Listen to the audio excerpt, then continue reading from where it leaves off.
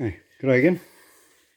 Right, just going to do a little update on the boat, and yeah. So we've got all of our patch panels in, 5 in total, including the transom. Yeah. All of these, if you'd watched previous videos, they were cut of the 45 to give maximum gluing area, and yeah, the other purpose of that too is that pressure will be on it from this direction. You're bumping against things, especially walls and whatever. And if you've just got a straight join, then it's a whole lot easier for it to crack and break.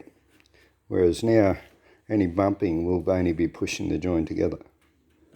So, yeah, so there's 2 reasons for cutting them at 45. Most of them came out reasonably well.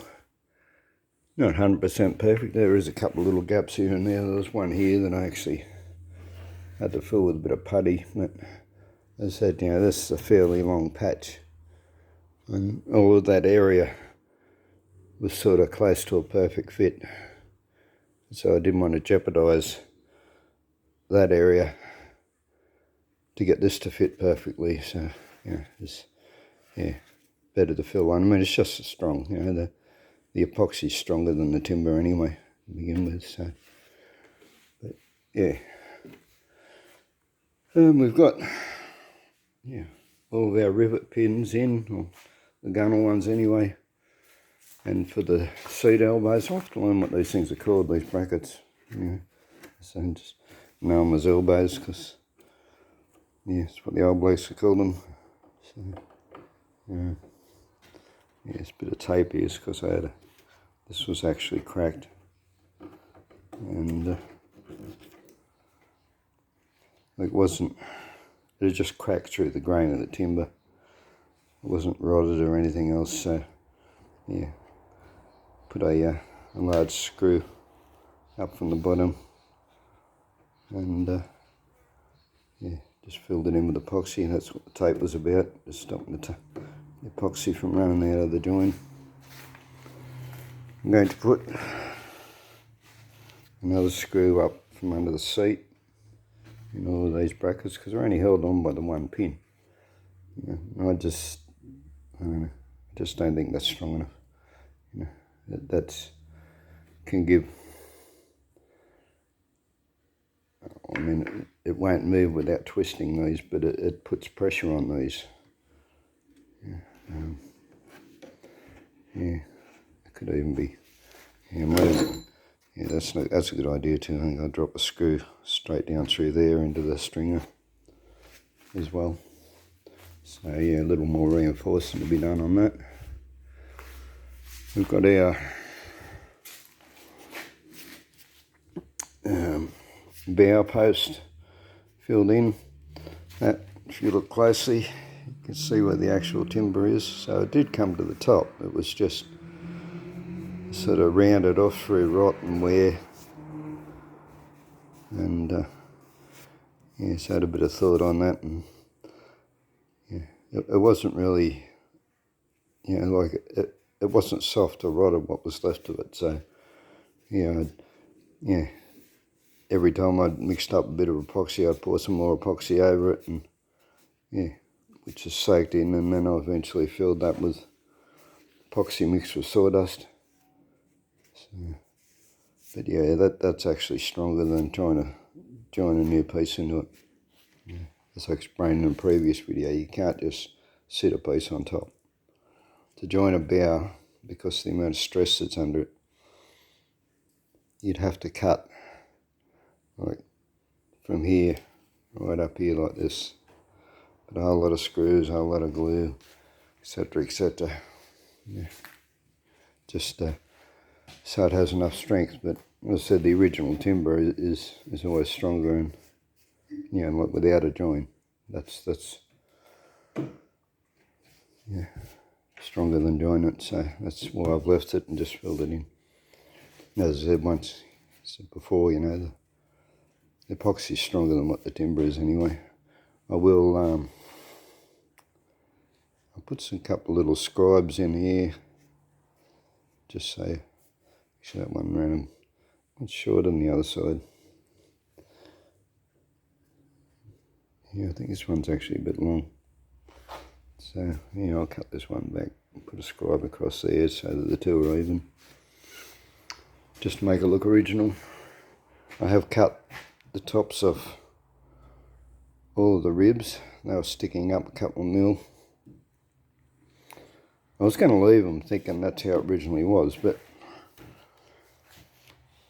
I come to the conclusion that what's possibly happened is that the planks have shrunk. See, timber will shrink sideways rather than lengthways. So that's possibly what it is that the planks have shrunk and the ribs haven't.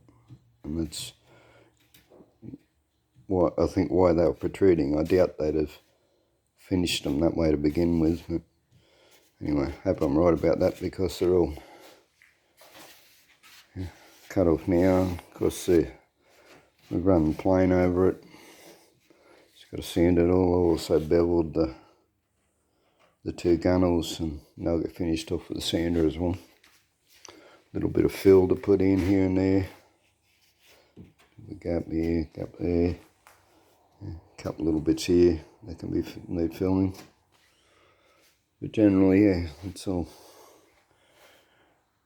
pretty much done on the construction part, other than these elbows things. So this is, yeah, 3 lots of plywood joined together. Still got to sand them down now, get them to fit a whole lot better than what they are. So,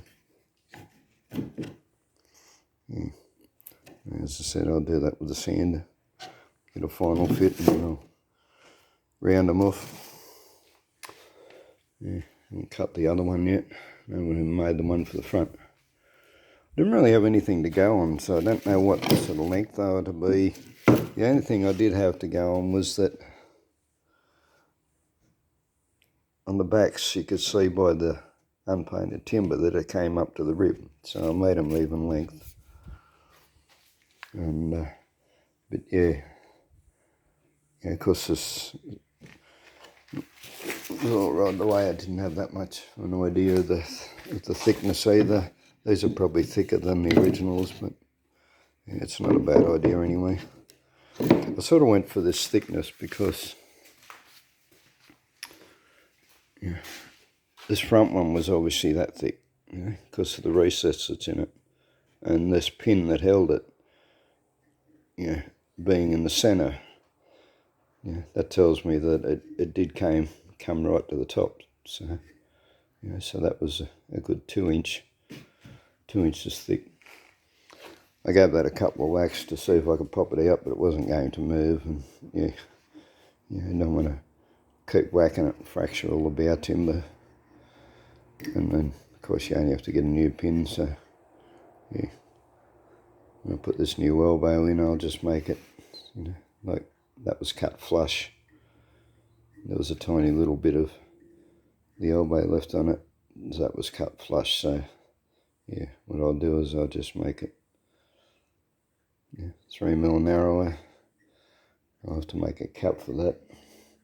Hopefully a bit of copper pipe or something I can make a cap out of. But yeah, and then I'll just burr it over the same as the others. So leave the original pin in there. Okay, so that's pretty much where we're up to. Get them in, sand it, and then we'll flip it over. And there's a couple of splits in the lower planks, which you can see. Hopefully you can see. Yeah. Sort of about there. So anyway, I'll flip it over. I'll get underneath it, look for daylight. And there's obviously a big one up there. You can see that. You probably can't. I can see it from here anyway. You'll see daylight shining through that one. So, yeah. I mean, some of these will just be pouring resin in. But, yeah, what I'll do while it's upside down, I'll mask over anywhere that's got daylight pouring through it or coming through it, and that way I'll be able to pour resin in from the underside and sew it up. That one there's pretty big. That'll be a putty mix on that. Another resin and sawdust fill. And yeah, we've got a couple of bits underneath. Again, it's another. Just check, pull out anything that's soft and rotted, and it'll just be an epoxy fill.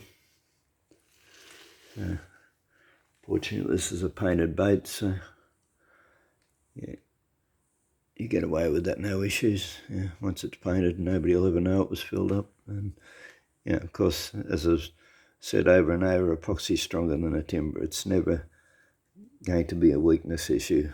So yeah. Anyway, so that's where we're up to, and yeah, thanks for watching. Hit a like, please. Bye.